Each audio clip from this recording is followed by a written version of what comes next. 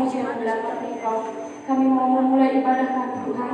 Berkuasalah Engkau atas tempat ini Tuhan. Kami mengundang Engkau Roh Kudus, masuklah ke tengah-tengah ruangan ini Tuhan Yesus. Berkaryalah Engkau memberkati ibadah kami Tuhan, mulai dari awal pertengahan sampai pada akhirnya nanti. Segala penguasa-penguasa di udara roh yang mengganggu mengintimidasi ibadah kami pada pagi hari ini, kami mau bersatu hati, kami mau tolak, kami mau tengking di dalam nama Tuhan Yesus Kristus. Keluar dari tempat ini, hanya otoritas Tuhan yang berkuasa atas tempat ini, sehingga kami pulang tidak sama dengan kami datang. Kami pulang membawa sukacita daripada Tuhan Yesus, penyertaan Tuhan, spirit yang baru, semangat yang baru, menjadi murid yang bisa memuridkan, menjangkau jiwa-jiwa yang haus dan rindu yang lapar akan Engkau. Terima kasih Tuhan Yesus, terima kasih Bapa yang baik. Kami siap memuji dan memuliakan Engkau pagi ini di dalam nama Tuhan Yesus Kristus. Haleluya, haleluya. Glory bagi-Mu Tuhan. Kita naikkan pujian kita bukan karena kebaikan. Glory bagi-Mu. Kami percaya Tuhan Yesus. Kami ada sebagaimana kami ada hari ini. Itu semua karena anugerah Tuhan, bukan karena kebaikan kami, bukan karena kasih lidah kami, bukan karena kekayaan kami, tetapi karena Tuhan yang pilih kami, Tuhan yang panggil sungguh setia kami. Terima kasih Tuhan kebaikan. Semua karena anugerah Tuhan. Glory bagi Yesus.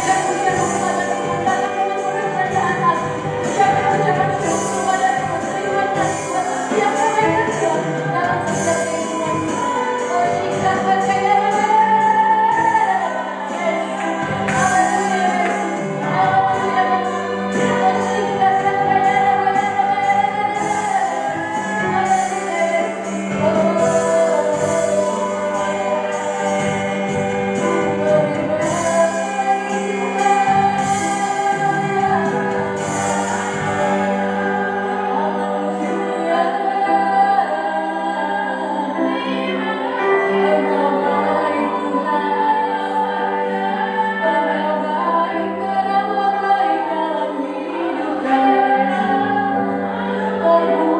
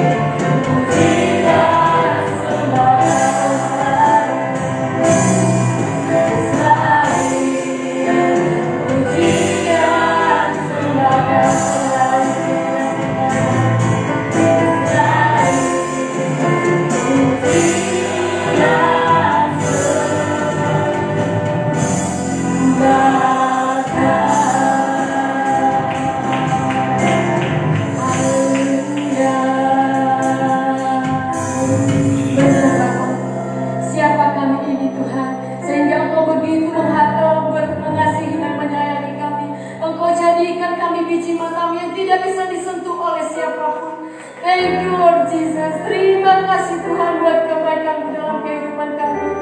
Biarlah pujian dan penyembahan kami menjadi dupa yang harum yang berharga di hadapan-Mu Tuhan.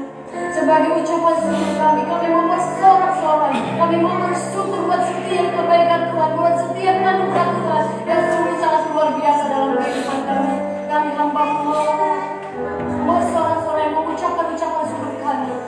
Jemaat Tuhan yang siap bersorak-sorai dengan saya berkata, amin. Kita mau bersorak-sorai bagi Tuhan, kita percaya Tuhan kita ajaib luar biasa. Silakan duduk Bapak Ibu saudara dikasih Tuhan. Kita menaikkan pujian kita bertemu dalam kasih-Nya. Bertemu dalam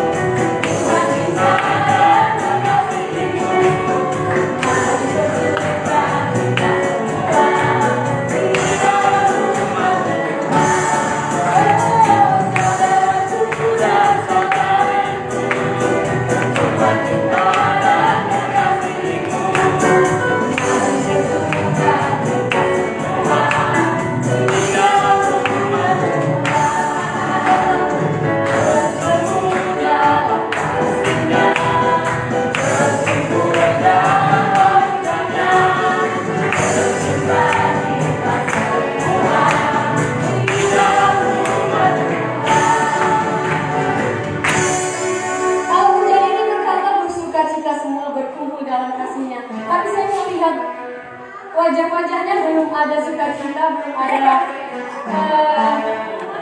lemas-lemas gitu ya. Coba lihat kiri kanan Bapak Ibu Saudara, katakan semangat, berkumpul dalam Tuhan, bersukacita dalam Tuhan. Harus ada sukacita, senyum, bahagia. Amin. Bapak Ibu Saudara dikasih Tuhan, kita anak Allah, kita luar biasa. Amin. Kita naikkan pujian ini dalam penuh sukacita. Goyangkan badan Ibu Bapak Ibu Saudara dikasih Tuhan. Kita sudah serahkan semua, amin. Belum. Masih ada belum sarapan, tapi tetap semangat. Haleluya. Karena kita percaya semua karena anugerah Tuhan. Amin. Kita naikkan pujian ini sekali lagi, bertemu dalam kasih-Nya. Sukacita kita melimpah jika kita bertemu dalam kasih-Nya.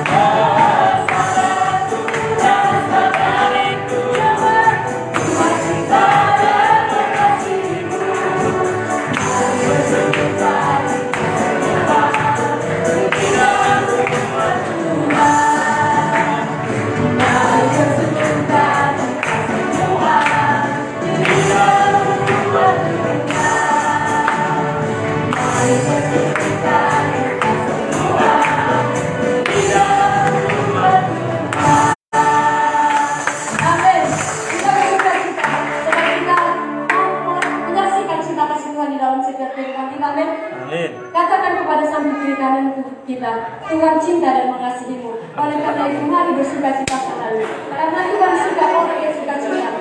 Dan Tuhan tidak suka orang yang bersedih. Tuhan akan ikut bersedih juga. Masih siap memuji Tuhan Bapak Ibu Saudara dikasih Tuhan? Haleluya. Kita naikkan pujian kita. Ku terima bersuka-cita saja. Kita percaya bahwa kita akan bersuka-cita. Karena ini bersuka-cita Tuhan kami. Apapun yang akan kita lakukan.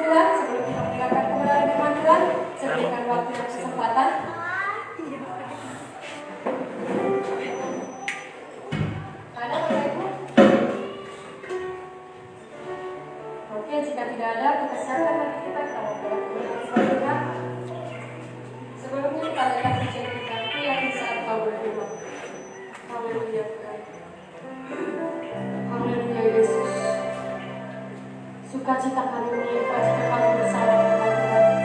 Bukan karena kebaikan kami, tetapi semua karena anugerah Tuhan dalam kehidupan kami.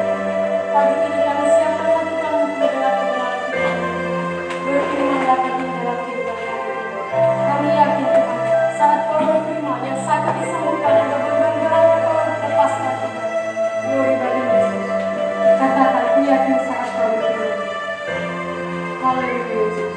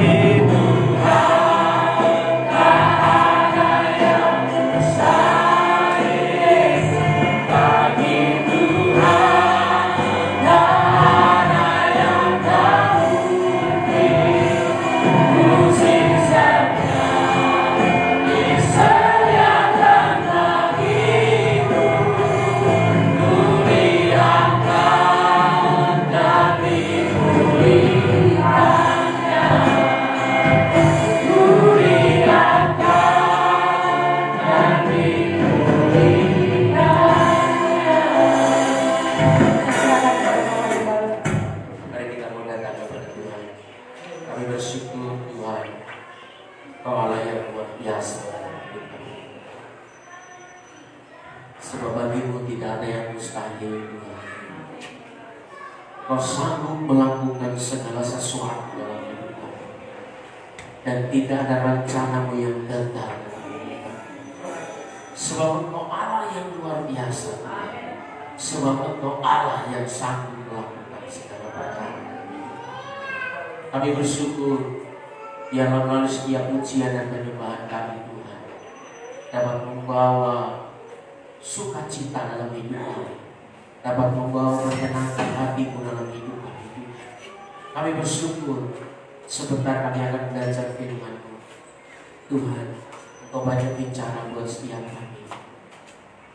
Berikan telinga seorang murid yang terus mau mendengarkan firman-Mu. Dan ketika firman kami dengar, biarlah firman itu kami lakukan dalam hidup kami. Firman itu kami terangkan dalam hidup kami Tuhan. Sehingga hidup kami tidak sama dengan dunia, tapi kami hidup kami sama seperti Engkau ya Tuhan. Terima kasih Bapa. Berkati setiap hamba-Mu yang akan menyampaikan firman-Mu. Urapi hamba-Mu Tuhan, dan kami siap mendengar firman di dalam nama Tuhan Yesus. Haleluya. Amin. Silakan duduk kembali Bapak Ibu sekalian. Salam.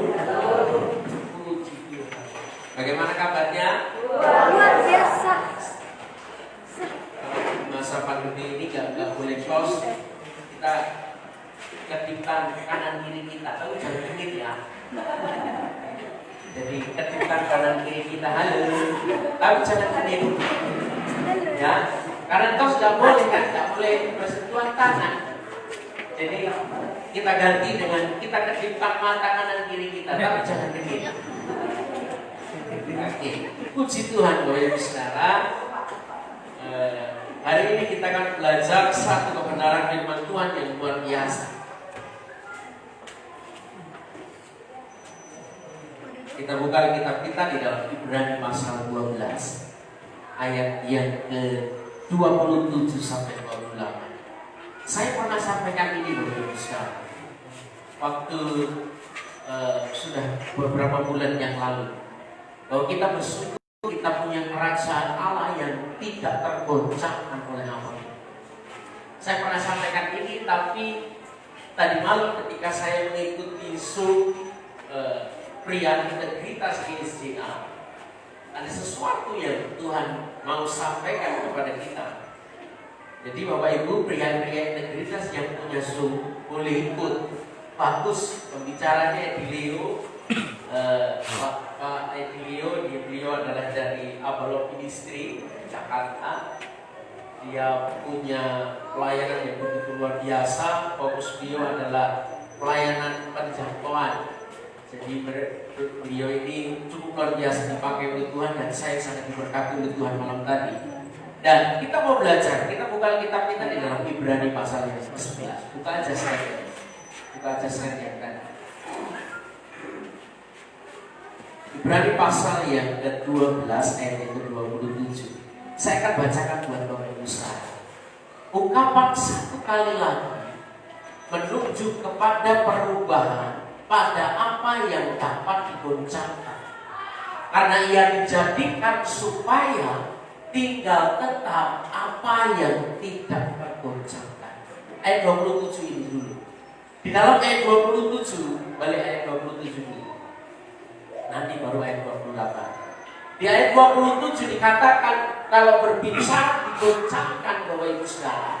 Hari-hari ini di Indonesia, di dunia semuanya digoncangkan melalui pandemi COVID-19.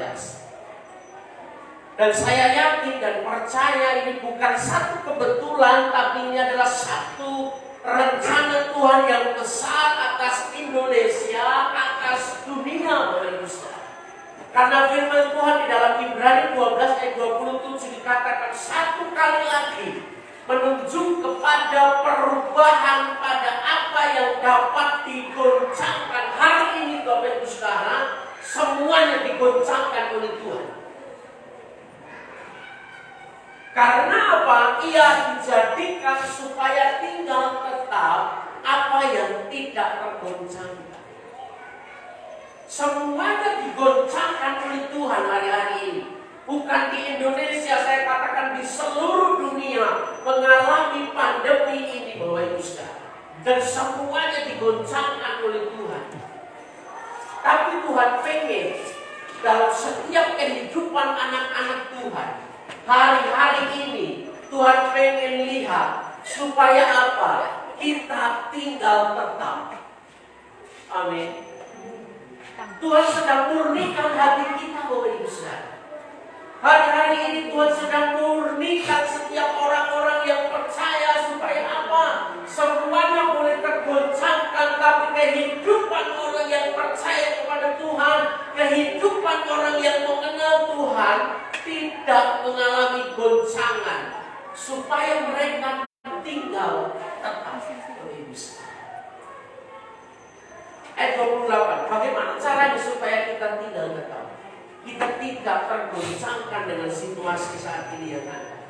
Ayat 28, jadi karena kita menerima kerajaan yang tidak tergoncangkan, marilah kita mengucap syukur kepada Tuhan dan beribadah kepada Allah menurut cara yang berkenan kepadanya dengan hormat dan takut. Karena apa?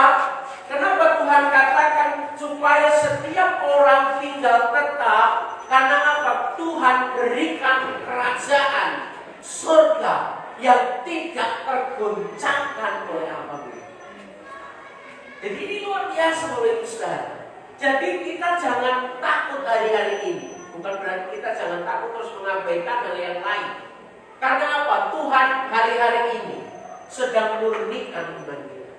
Hari-hari ini Tuhan sedang melihat kehidupan orang-orang percaya, tetap mengandalkan aku atau tidak, tetap berharap kepada aku tidak, tetap mengandalkan aku atau tidak. Dan kita bersyukur Bapak Ibu Saudara, kita punya kerajaan yang tidak tergoncang, yaitu apa? Kerajaan. Nah, bagaimana caranya supaya hidup kita tidak tergoncangkan? Ternyata saya melihat anak-anak Tuhan juga banyak yang digoncangkan dalam pandemi ini. Gereja-gereja Tuhan banyak yang digoncangkan. Nah, sekarang bagaimana supaya hidup kita tidak tergoncangkan? Kita melihat yang pertama, marilah kita mau bersyukur, mengucap syukur kepada Tuhan.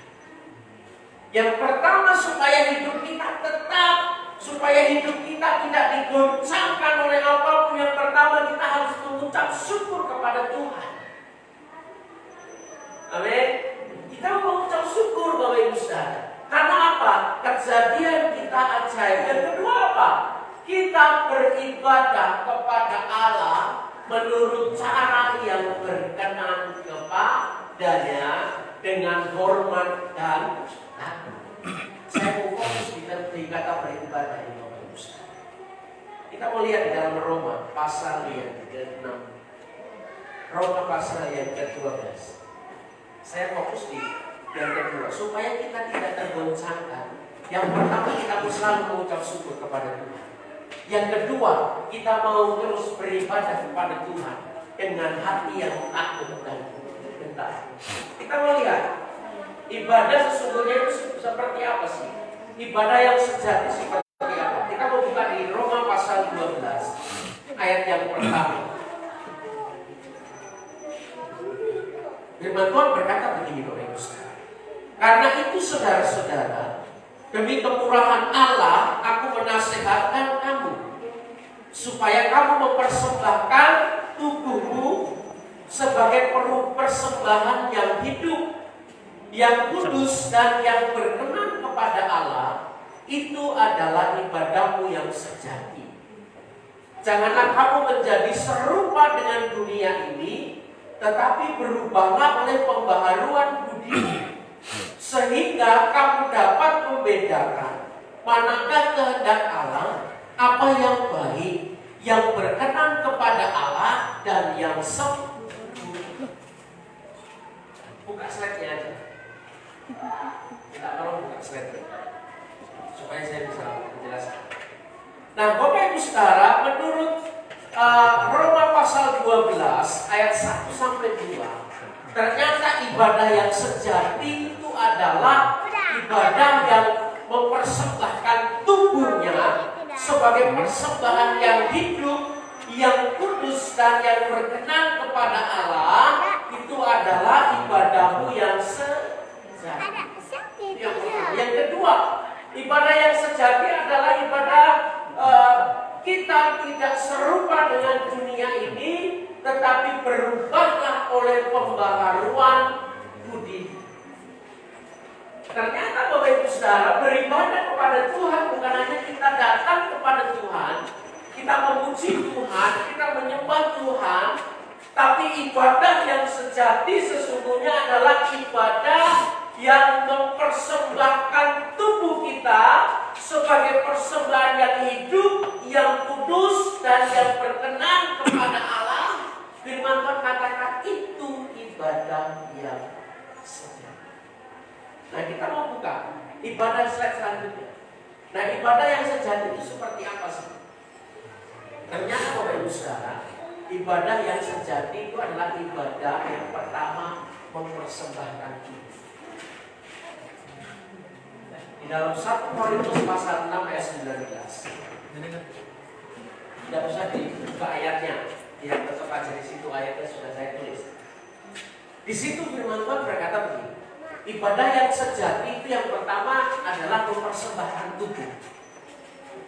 Nah, kita melihat di dalam 1 Korintus pasal 6 ayat 19.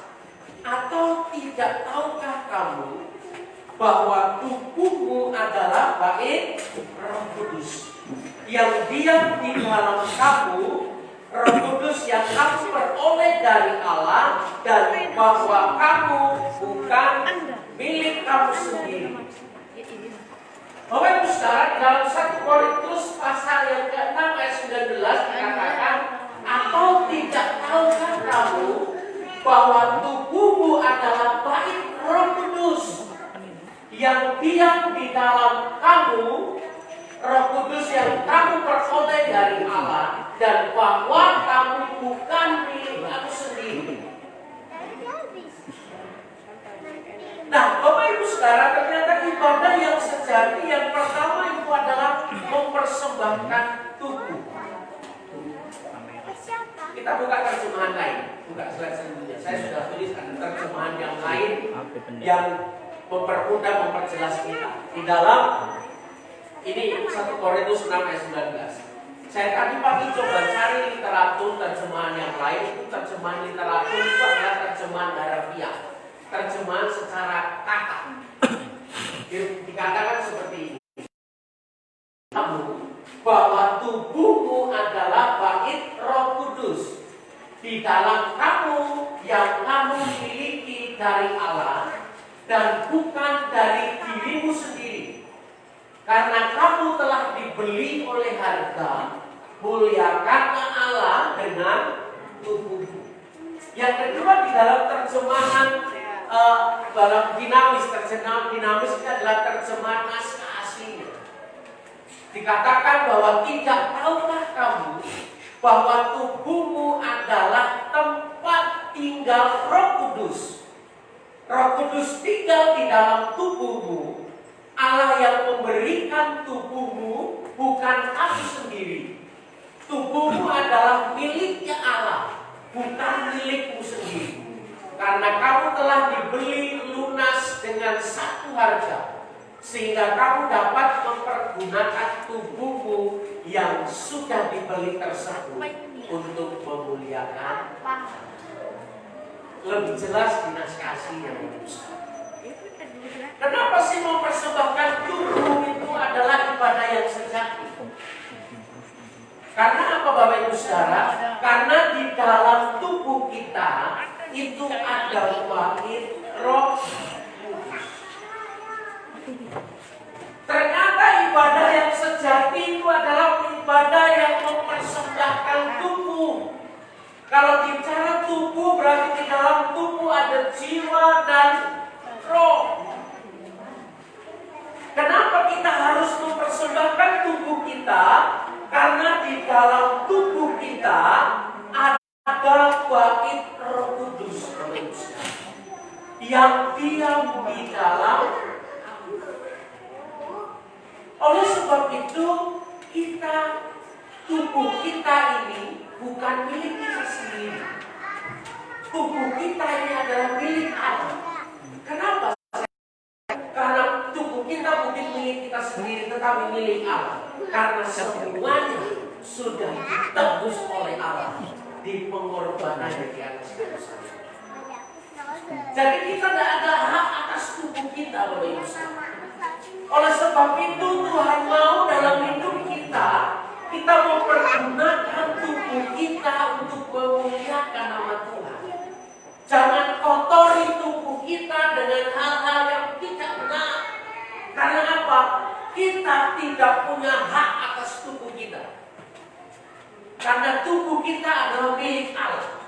Karena apa? Kita sudah ditebus dan lunas dibayar. Dan ini tidak bisa kita bayar.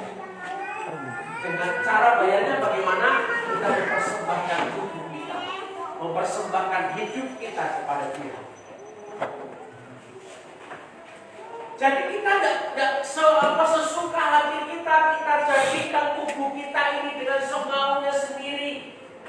Karena pada zaman Romawi, pada zaman di Korintus, kenapa sampai Paulus berkata persembahkanlah tubuhmu kepada Allah sebagai persembahan yang kudus dan yang berkenan kepada Allah.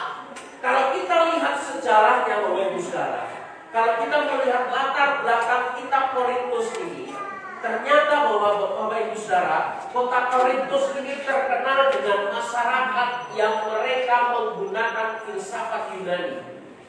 Mereka mengakui bahwa tubuh manusia seringkali dinilai rendah. Mereka mengenal satu ungkapan yang mengatakan tubuh manusia adalah penjara jiwa. Ini orang-orang Korintus mengatakan seperti itu. Karena jiwa itu baik, sedangkan tubuh itu jahat. Karena tubuh itu jahat, maka kita harus berusaha melepaskan dari tubuh kita ini. Ini orang-orang pada zaman Korintus, mereka berpikir bahwa tubuh yang ada dalam dirinya ini tubuh yang fana, tidak ada gunanya. Yang ada gunanya itu adalah jiwanya. Sehingga ada filsuf yang mengatakan, Epictetus itu mengatakan begini, bahwa yang lahir di masa perbudakan, orang ini lahir di masa perbudakan, mengatakan begini, hal yang terpenting adalah jiwa manusia. Tubuh hanya materi yang tidak penting. Bapak Ibu Saudara, pandangan orang-orang Korintus yang mereka menggunakan filsafat Yunani ini mempengaruhi kekristenan yang ada di Korintus. Orang-orang pada waktu itu menganggap bahwa tubuhnya ini tidak guna, hanya jiwaku yang berguna. Dan ini mempengaruhi kehidupan orang-orang Kristen. Dan ketika mereka berpandangan seperti itu, mereka melakukan hal-hal yang tidak berkenan di hadapan Tuhan. Mereka melakukan penyimpangan seksual. Mereka dalam satu keluarga, mereka melakukan seksual. Dan itu menyimpang dan itu sangat tidak berkenan di hadapan Tuhan. Mereka lagi apa? Mereka membuat kuil-kuil berhala, menyediakan pelacuran bakti di setiap kuil-kuil persembahan. Sehingga Rasul Paulus pada waktu itu marah, Bapak Ibu Saudara, melihat kondisi yang terjadi di kota Korintus. Paulus tegas menolak cara berpikir mereka. Itu kalau kita melihat latar belakang. Kenapa Rasul Paulus mengatakan bahwa tubuh itu adalah bait Roh Kudus? Karena apa, Bapak Ibu Saudara? Tubuh kita ini sudah dibeli oleh Tuhan dan sudah lunas dibayar. Oleh sebab itu, ibadah yang sejati itu adalah ibadah yang mempersembahkan tubuh. Jangan jadikan tubuh kita sebagai tempat-tempat untuk menyimpan dosa. Karena berbicara ibadah bukan hanya kita datang kepada Tuhan, memuji Tuhan, menyembah Tuhan, tapi kita serahkan juga tubuh kita kepada Tuhan untuk menjadi kemuliaan nama Tuhan. Jadi jangan kotori tubuh kita. Kenapa? Karena di dalam tubuh kita ada bait Roh Kudus. Pada waktu itu Rasul Paulus marah kepada orang-orang yang Korintus. Dia marah yang pergunakan tubuhnya untuk melakukan hal-hal yang tidak berkenan kepada Tuhan. Nah, Bapak Ibu Saudara, itu yang pertama. Ibadah yang sejati itu adalah ibadah yang mempersembahkan tubuh kita. Jangan kotori hidup kita. Jangan kotori tubuh kita dengan hal-hal yang tidak benar. Karena apa? Tubuh kita adalah bait Roh Kudus. Amin. Dan secara melalui tubuh kita menyenangkan hati Tuhan. Yang kedua, Bapak Ibu Saudara, ibadah yang sejati itu apa sih? Ibadah yang mengalami pembaharuan budi atau pikiran atau transformasi hati. Ternyata Bapak Ibu Saudara, coba buka slide-nya. Lanjutnya. Nanti saya akan jelaskan. Di dalam kitab Roma tadi pasal yang ke-12 ayat kedua dikatakan di situ ada kata berubahlah. Berubahlah ini menggunakan kata metamorfo. Itu artinya adalah merubah rupa, menggambar proses perubahan tingkah laku yang secara terus-menerus dari tingkah laku serupa dengan dunia kepada tingkah laku yang memancarkan kemuliaan Allah. Itu kata berubahlah. Nah, untuk mengalami perubahan secara terus-menerus dalam kehidupan kita harus mengalami pembaharuan budi, mengalami pembaharuan pikiran kita. Nah, pembaharuan di situ dalam bahasa aslinya adalah anakainosis, yang menunjukkan kepada sesuatu yang diubahkan atau dibuat dalam bentuk lain. Sementara budi dalam bahasa aslinya itu adalah nous, yang berarti pikiran, pengertian, atau kesadaran dalam kehidupan kita. Nah, Bapak Ibu Saudara, yang kedua, ibadah yang sejati itu adalah ibadah yang mengalami pembaharuan budi kita, mengalami pembaharuan pikiran kita. Nah, Bapak Ibu Saudara, coba buka slide selanjutnya yang tadi. Satu lagi. Nah, mengapa sih Tuhan menghendaki pembaharuan budi dalam kehidupan kita? Kenapa Tuhan pengen dalam kehidupan kita, pikiran kita ini diperbarui? Kenapa Tuhan mau dalam kehidupan kita ketika kita menyembah Tuhan, ketika kita memuliakan Tuhan, pikiran kita harus diperbaharui, tindakan kita harus diperbaharui. Karena apa, Bapak Ibu Saudara?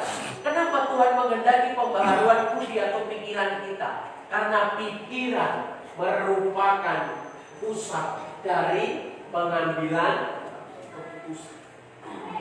Pengambilan keputusan dimulai dari pikiran kita. Oleh sebab itu, untuk merubah pola pikir kita, merubah pola pikir kita sesuai dengan kebenaran, harus ada yang namanya transformasi hati kita. Kalau kita tidak mengalami transformasi perubahan hati kita, maka pikiran kita akan terus dihantui dengan hal-hal yang tidak benar.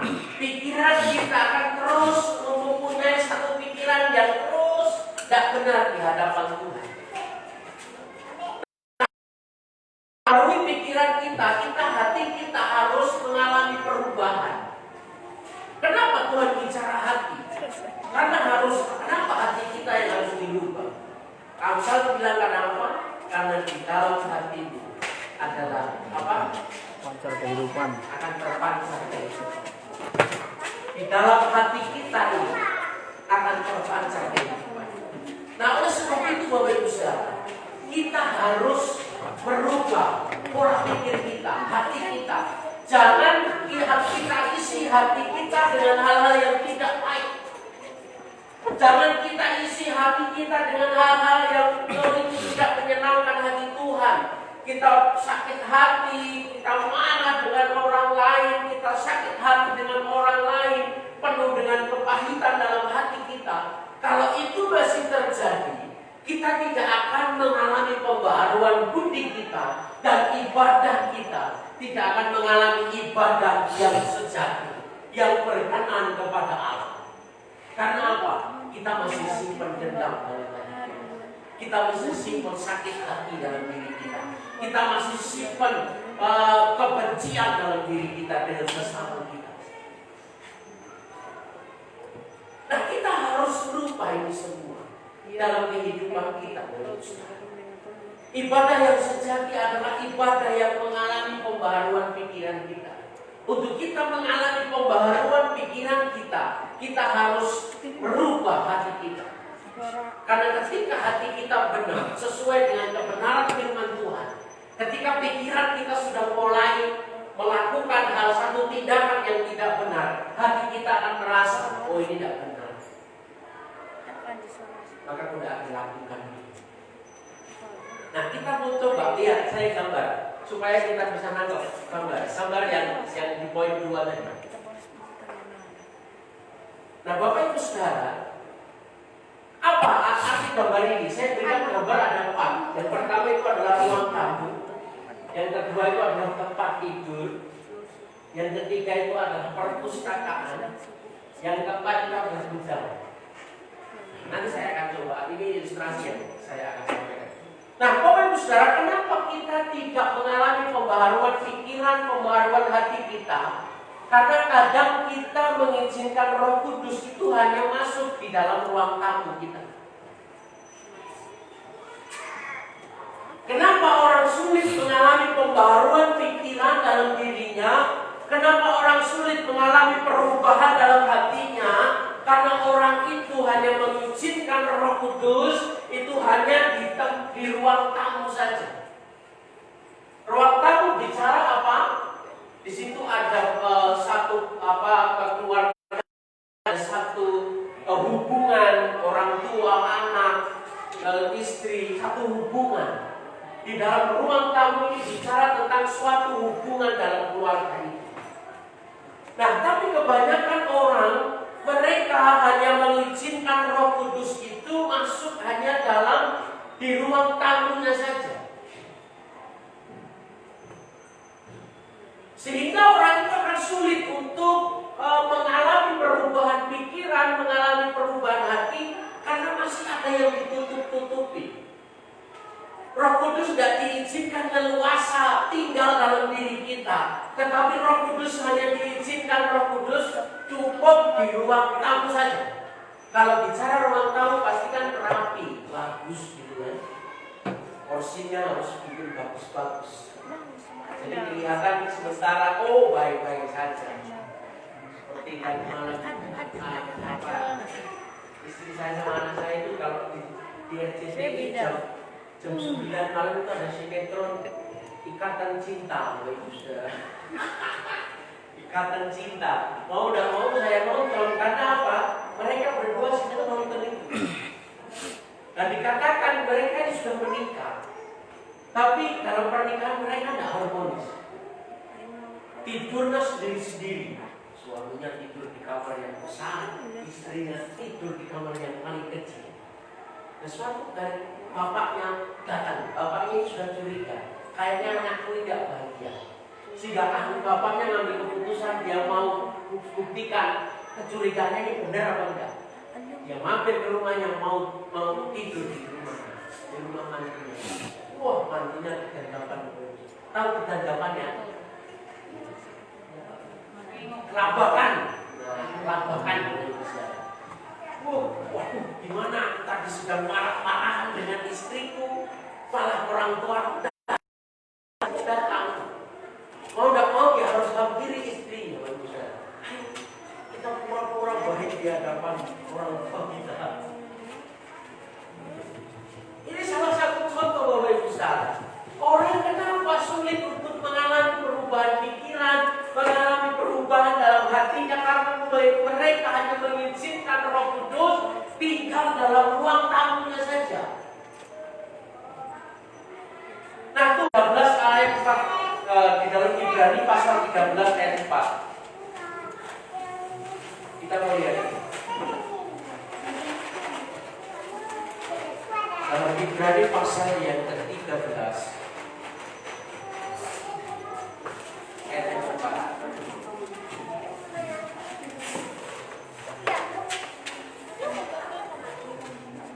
Nah, jangan kalau kita mau mengalami perubahan secara pola pikir dan hati kita mau izinkan Roh Kudus itu juga masuk di dalam tempat tidur kita.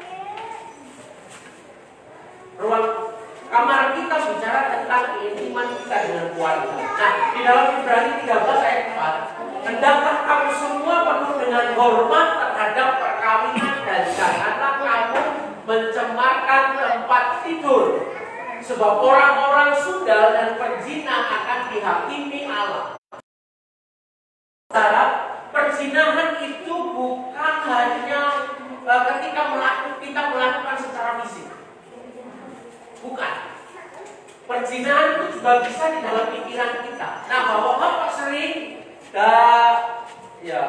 dalam kehidupan kita, kenapa Tuhan bicara jangan mencemarkan tempat tidurmu. Perzinahan bukan hanya bicara kita melakukan kontak dengan sesama jenis baru dikatakan itu perzinahan. Tidak. Ketika kita mulai dalam kehidupan kita, dalam pikiran kita mulai membayangkan saya senang dengan istri orang ini, saya mulai senang dengan istri yang lain, sehingga dibayangkan aku ingin menjadi istrinya, menjadi suaminya. Itu sudah berzina. Nah, kita harus juga izinkan Roh Kudus masuk dalam tempat tidur kita, supaya apa? Pikiran kita itu tidak memikirkan hal-hal yang tidak benar.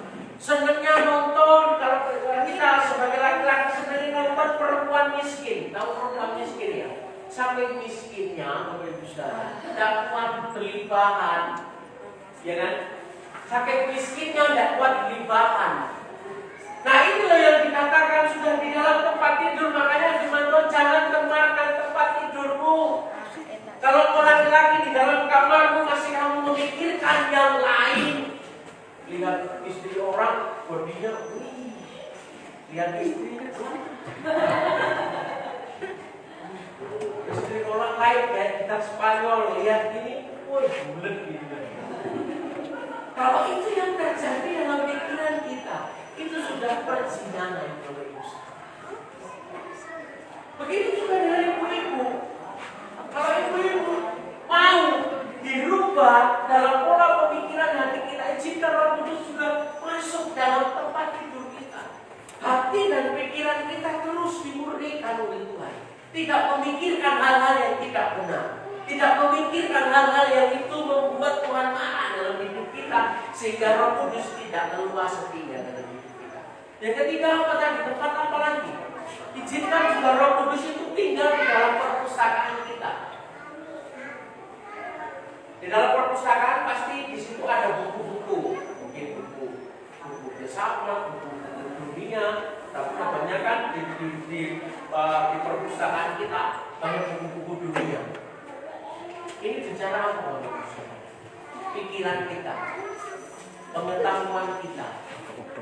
Perpustakaan ini bicara, kita mau juga izinkan Roh Kudus di dalam hati kita. Perpustakaan ini berbicara tentang pengetahuan kita.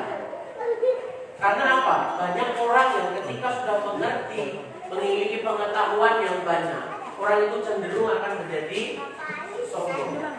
Orang itu akan cenderung mau hanya mengandalkan kekuatannya sendiri.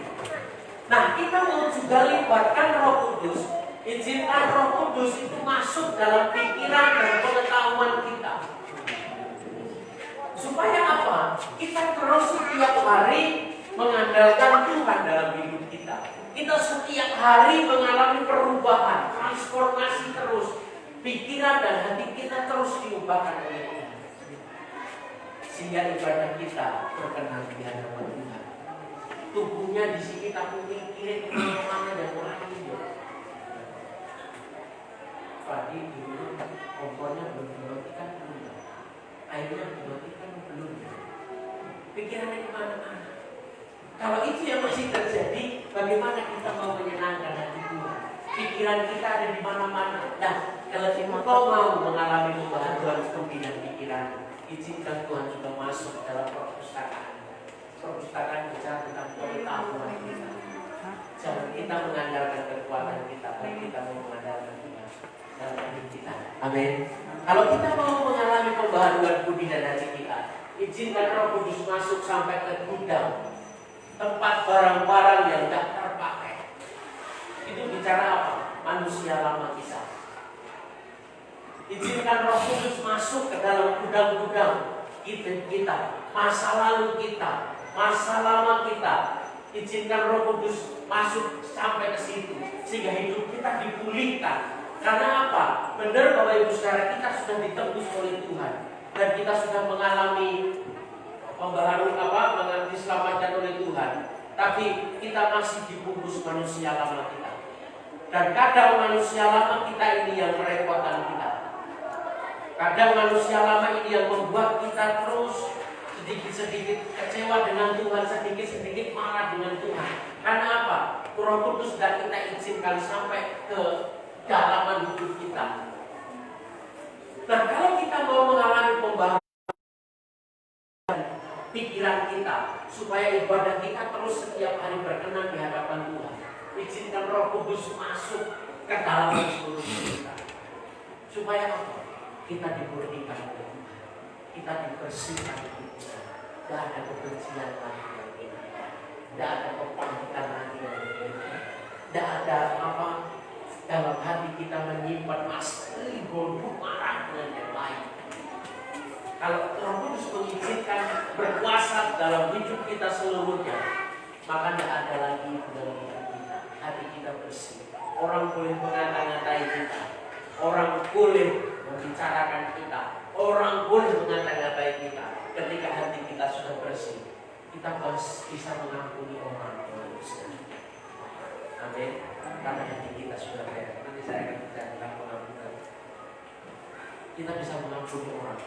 Sebenarnya tidak sulit mengampuni orang, tapi yang sulit karena di dalam hatinya masih menyimpan kebencian, ibadah yang sejati.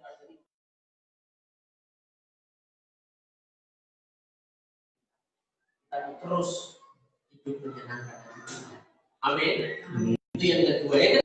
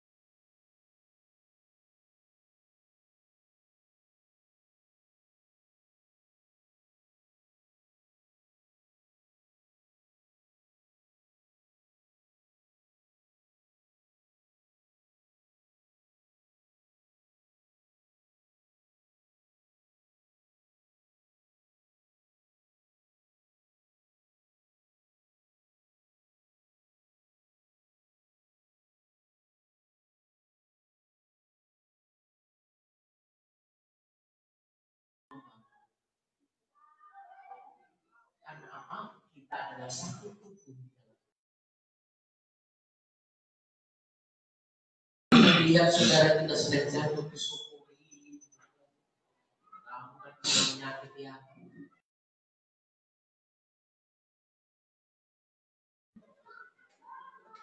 Orang cenderung seperti itu.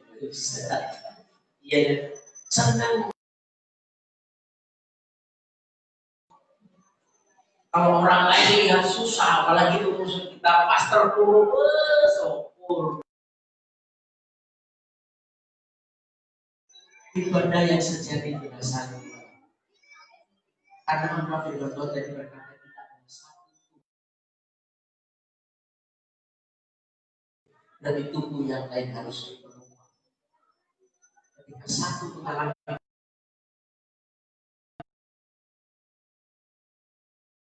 ketika yang satu sedang mengalami jatuh, yang lain harus menopang. Kristus dan Masing-masing setiap kehidupan kita itu ada tugas. Kepala, ada yang jadi tangan, ada yang jadi mata, ada yang jadi mulut, ada yang jadi kaki. Tapi kita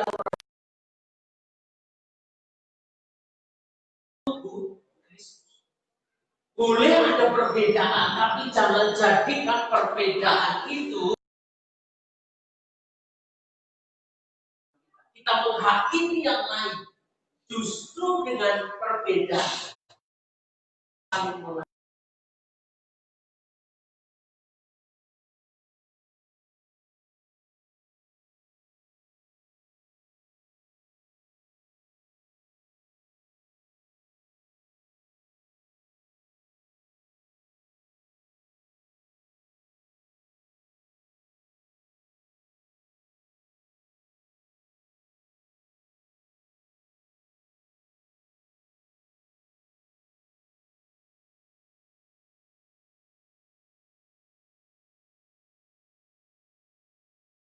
Jemaat Tuhan, kita sebagai anggota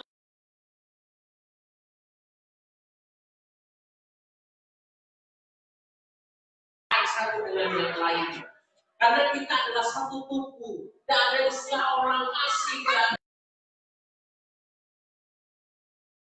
dalam Tuhan. Kita semua adalah saudara, tidak lihat suku, kalau kita percaya kepada Tuhan, kita masuk dalam komunitas sebuah gereja lokal. Maka saudara, dan ketika saudara harus wajib saling membantu, saling menghakimi, itu jangan saling mengata-ngatai yang tidak tentang. Di sini tidak ada yang ngaku maksudnya. Kita mau belajar dari Ustaz.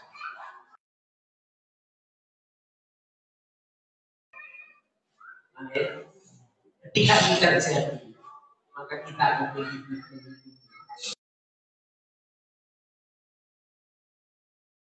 Yang berkenan. Kita beres, kita beres.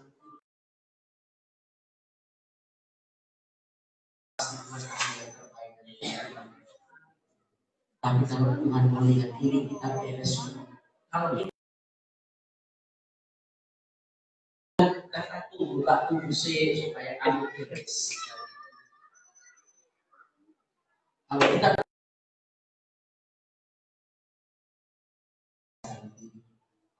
Kalau kita tidak bisa mengampuni saudara kita, saling membantu. Karena kalau kita bukan Roh Kudus yang memulihkan hidup kita, siapa lagi? Roh Kudus.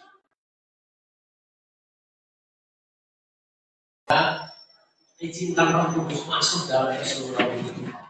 Supaya apa? Kita dipulihkan. Jangan kotori hidup kita dengan hal-hal yang kita. Amin. Amin. Biarlah kebenaran firman-Nya.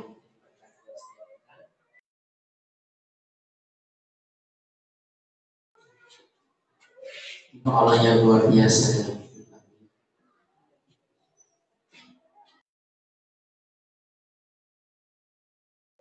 Kamu sudah berhenti berbicara. Selanjutnya Roh Kudus sudah terus bicara.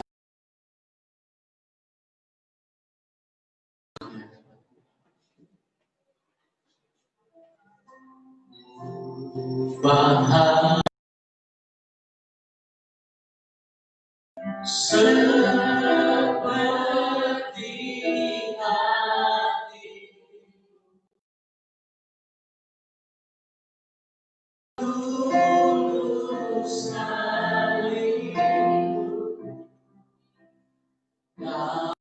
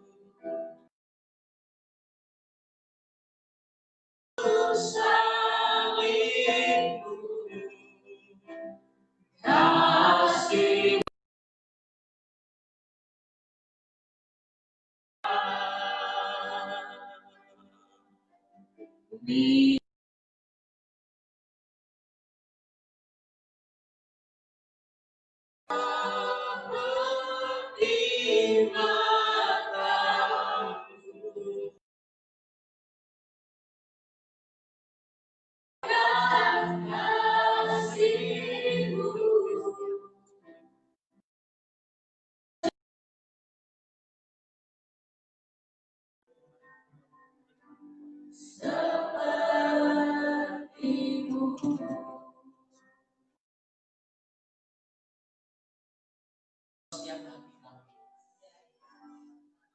ubah setiap pola pikir kami,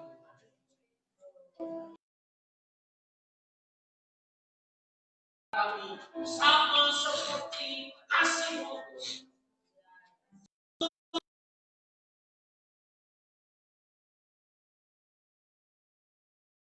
Kami orang yang berdosa,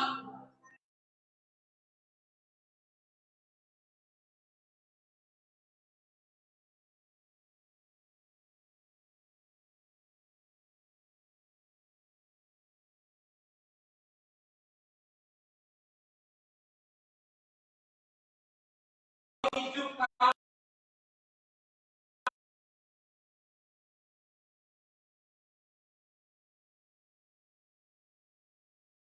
hati-Mu, sehingga kami tidak dalam tubuh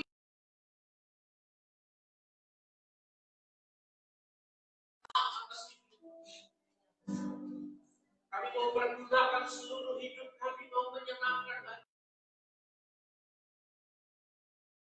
hati kami. Kami masih menyimpan kebencian, kami masih menyimpan kemarahan, kami masih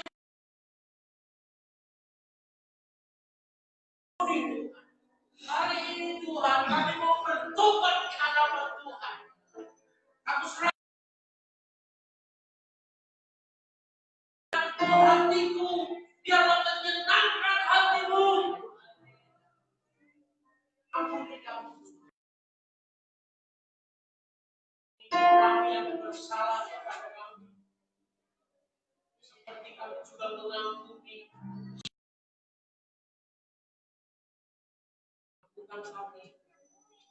Sudah mudah Tuhan, masih ada ego dalam persembahkan tubuhmu menjadi persembahan yang hidup dan yang berkenan kepada Tuhan. Izinkan Roh Kudus masuk dalam seluruh hidup kita, memurnikan hidup kita. Anak Tuhan yang menyenangkan, sehingga dalam kehidupan kita sendiri berkat kepada Tuhan. Terima kasih Bapak.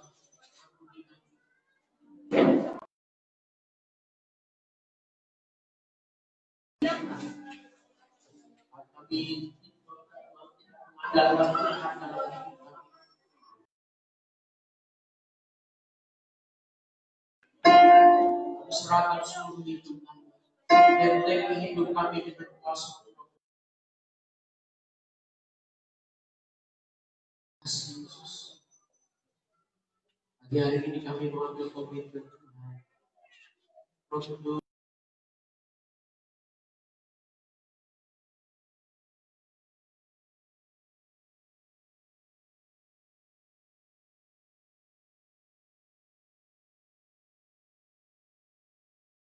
hidupku jadi kesaksian dan kemenangan.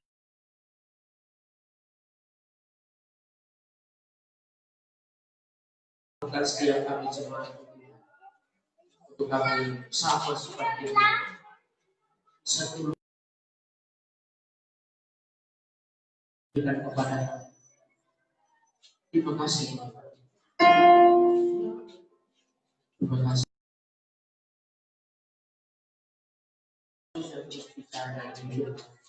Membuat kami mengerti, membuat kami terus mau melakukan.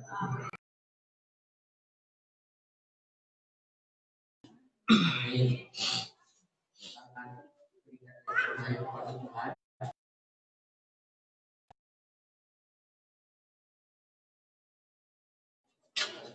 Bisa bawa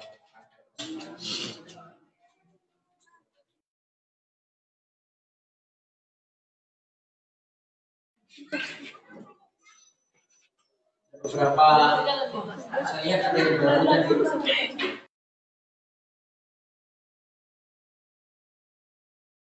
Satu yang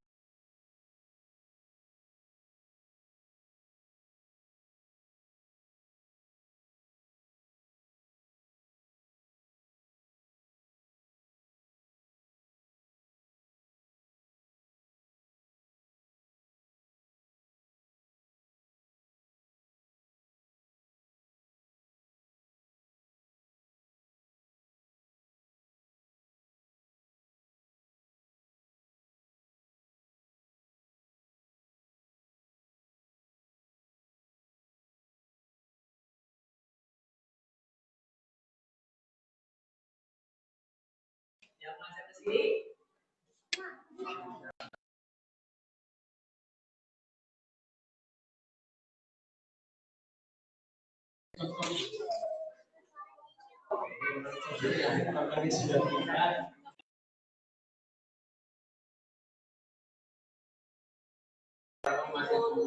Ya, selamat datang yang baru pertama kali datang.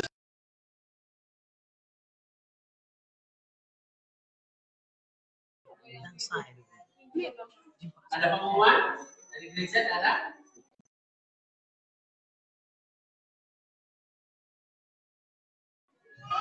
Kami memuji kebesaran.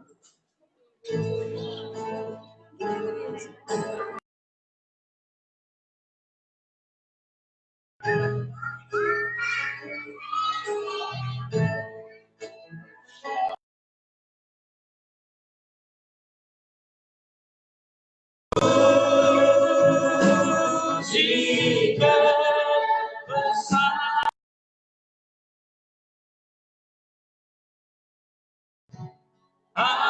ajaib Tuhan,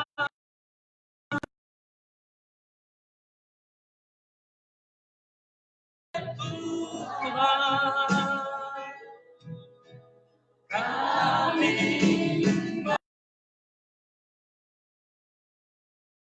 kebesaran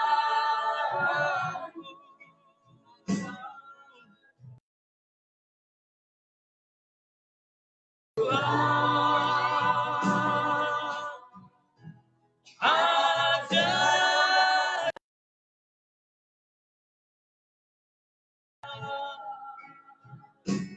ajaib Tuhan.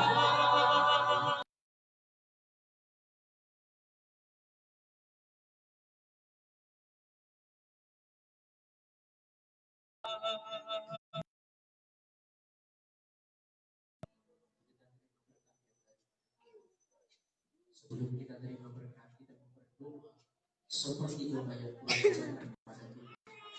Bapa kami yang di surga, datanglah kerajaanmu, jadilah kehendakmu di bumi seperti di surga.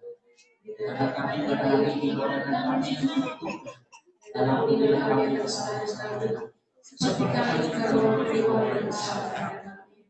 Dan janganlah membawa kami dalam pencobaan, tetapi lepaskan kami dari yang jahat. Karena Engkau yang punya kerajaan, kuasa, kemuliaan sampai selamanya. Dan kita tahu dan berkat pulanglah, terimalah berkat daripada Allah, Bapa, Putra, dan Roh Kudus. Berkati Engkau ketika Engkau masuk ke tempat ini. Berkati Engkau ketika Engkau keluar dari tempat ini. Biarlah Allah mengarahkan wajahnya dan mencurahkan berkat atas rumah tanggamu diberkati Tuhan, atas Pekerjaanmu diberkati Tuhan. Sawah ladang ternak perkebunan sayur diberkati Tuhan. Berkat kepala dan bukan ekor. Berkat yang terus naik-naik dan tidak pernah turun. Itu yang Tuhan berikan kepada kita. Mulai siang hari ini sampai Maranatha Tuhan Yesus datang. Kami terima berkat Tuhan di dalam nama Tuhan Yesus. Haleluya. Amin.